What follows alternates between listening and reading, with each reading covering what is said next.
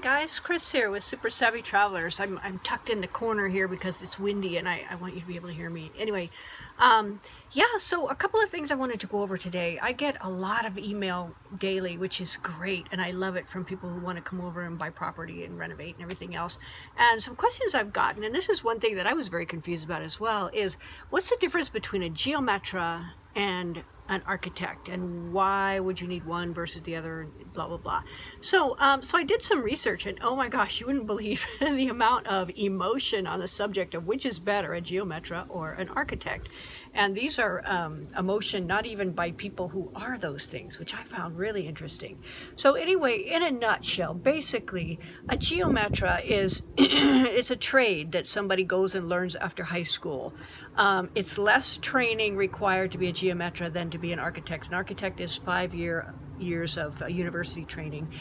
They study design, they study the different eras and things like that, all the history and the whole thing. So the question then becomes, do I need a Geometra or do I need an architect? Well, there are some things that a Geometra cannot do, and you would need an architect or an engineer or something like that for, and the architect can go ahead and get that lined up for you or do it himself.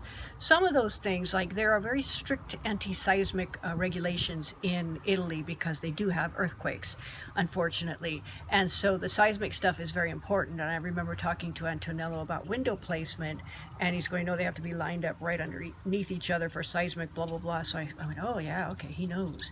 So so that's kind of the difference there. Another thing is if there's things that are walls that are moving, structural issues like reinforced concrete has to be put in, you know, and those kinds of things.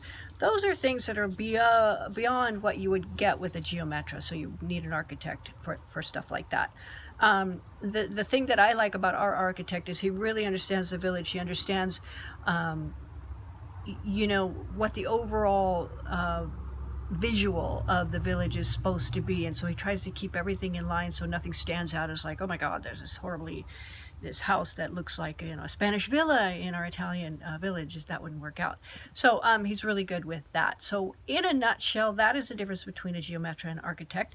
For projects that are like maybe kitchens and bathrooms that don't need massive renovations, you could probably use a Geometra. I think it'd be okay. Many times they sort of overlap, you know, in the various things that they do, but that in a nutshell is the difference. So I hope that helps, and I'll talk to you in a bit. Bye.